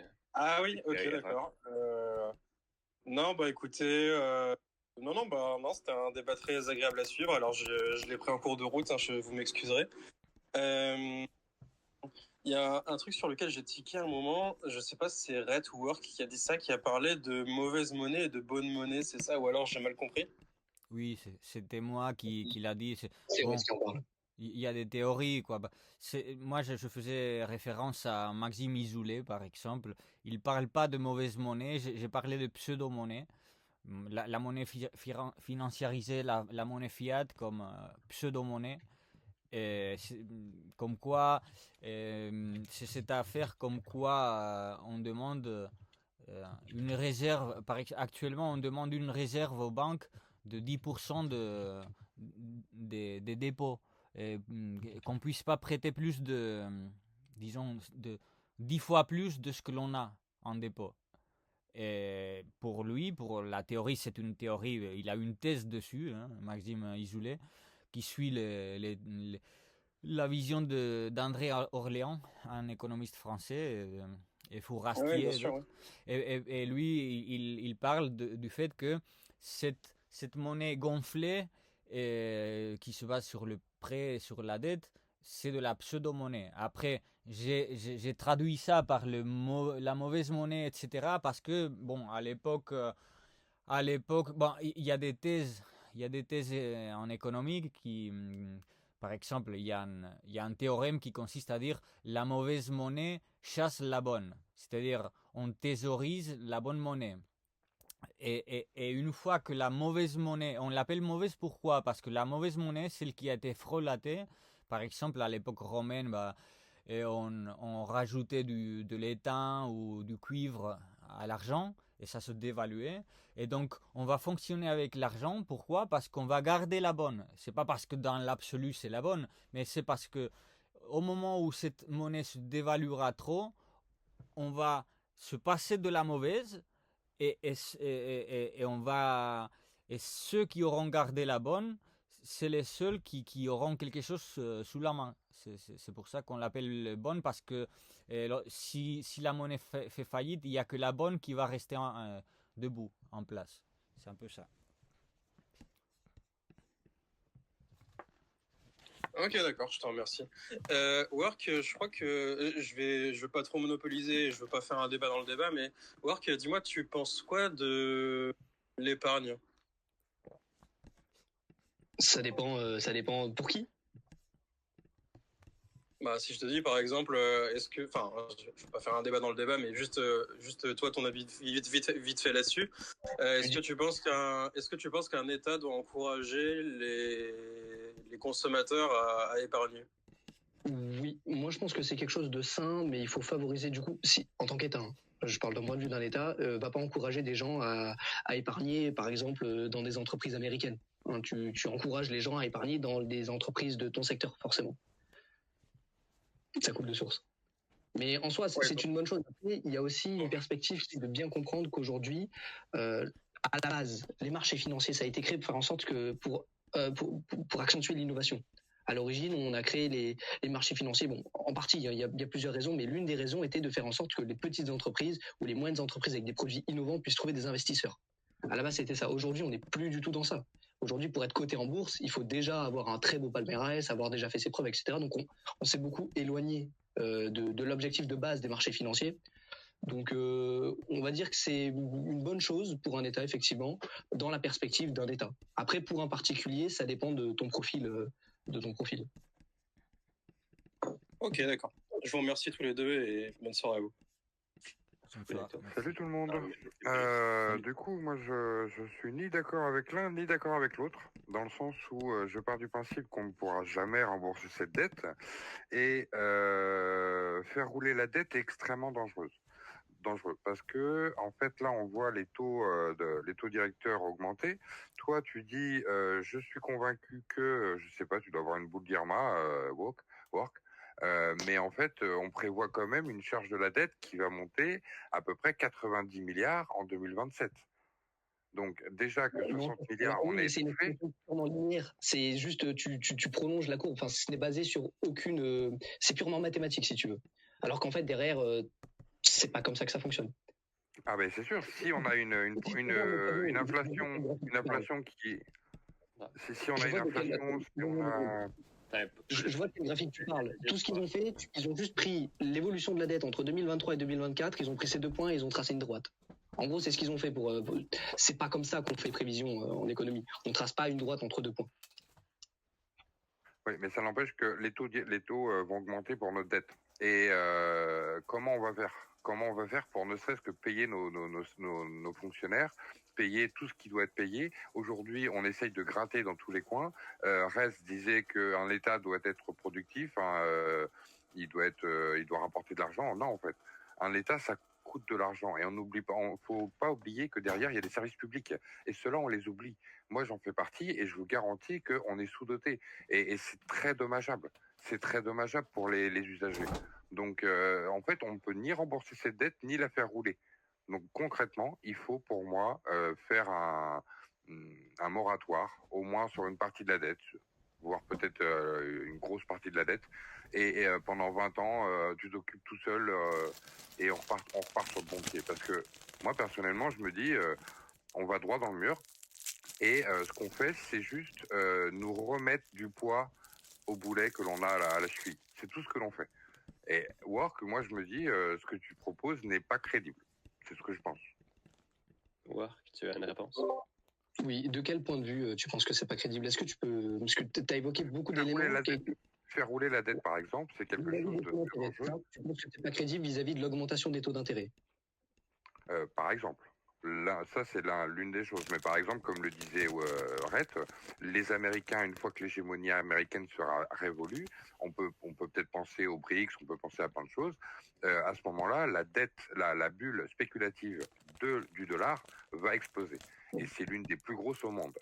Est-ce que tu veux être sûr que les taux directeurs vont pas exploser et que là, notre dette va pas nous coûter 100, 200 milliards, 300 milliards, 500 milliards? Absolument aucune certitude. On peut faire des probabilités éventuellement, mais non, il y a aucune certitude. Il n'y a pas de certitude là-dessus. Ok. Du coup, M. Félix, okay. Tu as une question aussi pour Riat ou pas? Non, pour parler un peu. Après, si je peux m'annoncer peut-être, parce que tu parlais des postes des dépenses, du fait que dans le public on manquait d'argent. C'est ce que tu disais. Oui. Et que on continue à s'endetter, mais que malgré tout on manquait d'argent. Je pense que la solution sur ce point-là, elle est davantage relative à véritablement la gestion et la philosophie qu'ont aujourd'hui les acteurs qui interagissent avec l'État que relatif à la dette. Je m'explique. T'es au courant que, je sais pas si tu regardes un peu les appels d'offres, hein, je parle toujours de ça parce que pour moi c'est un peu l'essence du fonctionnement aujourd'hui des administrations, mais quand t'as n'importe quelle collectivité territoriale ou service public qui fait un appel d'offres, les prix des personnes qui répondent à cet appel d'offres, ils sont quasiment toujours 2 fois supérieurs à un prix que tu obtiendrais dans le privé. Et en fait, si tu veux, cette sorte de logique de considérer que l'État est une énorme vache à lait qu'on peut traire à volonté, il faut s'en débarrasser. Et tant du point de vue de la réponse aux appels d'offres, tant du point de vue du comportement des gens vis-à-vis de la sécurité sociale, par exemple. Et ça, c'est une vraie prise de conscience de la civilisation, de ce qu'on a aujourd'hui en France, qui est de mieux gérer et de davantage optimiser les dépenses et d'arrêter de vraiment considérer qu'on est sur de la monnaie hélicoptère qui est imprimable à tout va. Parce qu'il y a quand même un coût derrière. Comment tu peux rationaliser les dépenses? Comment tu peux réellement te dire, aujourd'hui, on a des valeurs, on les oublie, on oublie de faire les APL, de faire l'allocation familiale ou je ne sais quoi, parce que pour rentabiliser. Mais qu'est-ce Non, que je dis juste tu manges alors? les gens, que par exemple les entreprises, c'est purement de la morale, si tu veux. Là, on rentre dans un débat moral. Il faut que juste que les entreprises, par exemple, qui répondent aux appels d'offres, elles renoncent à cette volonté de faire énormément de profit et se contentent de faire un peu de profit. Et là, tout est la question. Je sais que c'est un peu plus.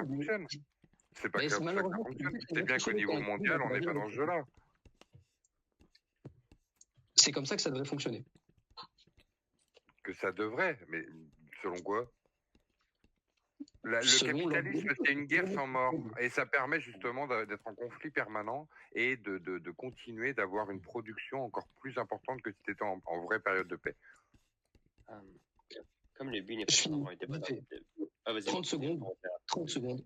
Ce qui aujourd'hui l'économie, d'accord, c'est le fait que les dépenses de l'État ne sont pas justifiées. C'est-à-dire que, si tu veux, le rapport qualité-prix de ce que l'État fait n'est pas justifié. C'est-à-dire qu'un particulier qui va acheter 1 kilo de banane, il va le payer 10 euros. C'est pas ça du tout, mais bref, c'est pour que ça soit simple. Un particulier qui va acheter 1 kilo de banane, il va le payer 10 euros. L'État, aujourd'hui, quand il va acheter 1 kilo de banane, il le paye 20. Pour des raisons qui ne sont pas économiques. Tout simplement pour des raisons de la perception qu'ont aujourd'hui les personnes vis-à-vis de l'État, qui se permettent de surfacturer l'État parce que c'est l'État, et en plus les fonctionnaires qui cautionnent ça. Voilà pourquoi. Merci beaucoup. Merci Pollux pour la question et l'échange. Richard, tu avais une question de ta part? Moi, j'avais pas vraiment une question, mais plus une remarque. Je pense que ni l'un ni l'autre, ni la solution de rouler la dette est une bonne solution, ni l'annulation de la dette est une bonne solution. Si on fait rouler la dette, bon, quelque part, ça veut dire qu'on change rien. Parce que tant qu'on peut rouler la dette, il n'y a aucune raison de faire des coupes budgétaires, il n'y a aucune raison de changer quoi que ce soit. Et on restera dans cet engrenage. Et cet engrenage nous fait perdre notre souveraineté. Parce qu'il faut savoir que la dette, si c'était le Japon, on pourrait être à 200% de dette de notre PIB. Puisque au Japon, la dette appartient aux Japonais, en quasi-totalité. Or, en France, la dette, elle n'appartient pas en majorité aux Français. Plus de 50% de la dette appartient à des intérêts étrangers. Et ces intérêts étrangers, eux, ils s'en foutent des intérêts de la France. Eux, ce qu'ils veulent, c'est récupérer leur argent, d'une manière ou d'une autre. Que ce soit par des coupes budgétaires ou pas, eux, du moment qu'ils ont un retour sur investissement, ils s'en foutent de la politique française. Et ils sont prêts à tout pour obtenir le retour sur investissement. Par contre, si on annule la dette, malgré tout, il y a quand même 49% de la dette qui appartient à des Français ou à des institutions françaises. Ça veut dire que votre argent que vous avez épargné toute votre vie, il ne vaut plus rien. Parce que du jour au lendemain, oui, un État ne meurt jamais, mais un État peut vous dire, votre argent, on vous le prend pour rembourser la dette. Mais on vous le rend pas, quoi. Ou alors on vous met des taux d'intérêt quasiment inférieurs à l'inflation. Quand on fait rouler la dette, les gens perçoivent quand même leur argent. Quand on fait rouler la dette, c'est le principe, tu récupères quand même ton argent. Donc les Français récupèrent leur argent. Ah ben ça dépend il y a deux stratégies. Tu fais rouler la dette, ok. Mais si ton inflation est plus élevée que ton taux d'intérêt, en réalité, tu perds de l'argent. C'est-à-dire que si tu as une inflation de 5% et que ton compte épargne te rapporte 3, tu perds 2%. Donc en réalité, il te vole ton argent. Donc quelque part, oui, il va rembourser la dette, mais il va rembourser la dette avec l'argent des Français. L'argent des Français qui, eux, ils ont épargné. Donc, oui, effectivement. Après, il y a aussi quelque chose à faire attention parce que tu te bases sur un chiffre de 45%, c'est ça? Enfin, le chiffre des 40%, il faut faire attention parce qu'il n'y a pas beaucoup de ménages dedans. Alors, les amis, je vous propose de continuer dans les chills. On peut continuer ce sujet dans les chills. Là, on va terminer, on va clôturer. Les votes sont en train de tomber. Voilà. Donc, merci.